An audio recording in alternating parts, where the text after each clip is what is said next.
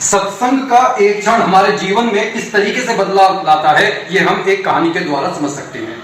एक चोर के पिता ने उसको मरते समय यह शिक्षा दी कि कभी पकड़े जाओ तो अपने गुनाह को कबूल मत करना, और कभी धार्मिक स्थलों पर ना तो चोरी करना और ना सत्संग सुनने का प्रयास करना।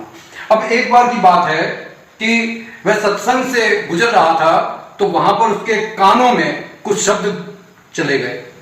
अब वो शब्द ये थे कि देवी देवताओं की परछाई नहीं होती।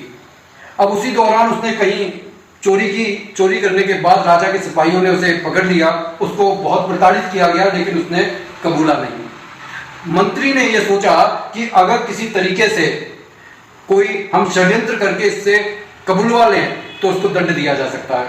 उन्होंने अपने ही राज्य की एक स्त्री को देवी का रूप बनाकर उसके सामने प्रस्तुत किया, और देवी ने जब उसके सामने कहा कि पुत्र मैं तेरे से प्रसन्न हूं और तेरे को यहां से छुड़वा दूंगी, तब उसने अपने जुर्म को कबूल करने की इच्छा बना दी।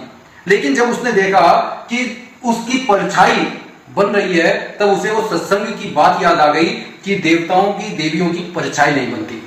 और तब उसने कहा कि माता रानी आप तो सर्वव्यापी हैं, आपको तो सब मालूम है कि मैंने चोरी नहीं की। और तब मंत्री ने यह सोचकर कि उसने चोरी नहीं की है, चोर को छोड़ दिया। लेकिन उसी दिन से चोर ने यह सोच लिया कि जब सत्संग की एक बात ने मेरे को मौत के फंदे से बाहर खींच लिया, तो ये सत्संग अगर मैं निरंतर सुनता रहूं तो मेरे जीवन का कल्याण हो जाएगा। मेरे को ये बार बार 84 के फंदों में घूमना नहीं पड़ेगा।